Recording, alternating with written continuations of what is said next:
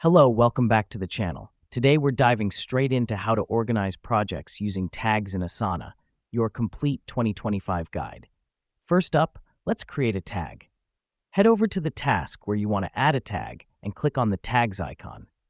Now, type the name of your tag and hit enter.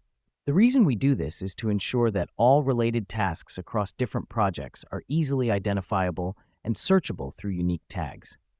Now that we've done that, let's learn to color code these tags. Click on the tag name and then select a color from the drop-down menu. This helps us because color coding not only adds visual interest, but also allows for instant recognition of tasks belonging to specific categories. Moving on, let's understand how to filter tasks using these tags. Go to your project view, click on the filter icon, and choose Tags. Then select the tag you want to filter by, and voila! You have successfully filtered tasks by tags. This is crucial as it allows us to see only the tasks related to a specific tag, making project management more efficient.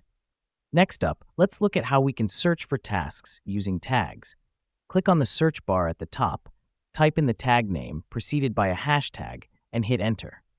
This is an important step because it allows us to find all tasks associated with a specific tag across all projects, irrespective of where they are located. Last but not least, let's see how to delete a tag. Go to the tag view by clicking on the tag name, then click on the drop-down arrow next to the tag name and select Delete Tag. The reason we do this is to eliminate tags that are no longer relevant, keeping our tag list clean and updated. And there you have it. You've learned how to organize projects using tags in Asana. These steps will help you streamline your project management and make your tasks easily searchable. Remember, proper use of tags can significantly improve your productivity in Asana.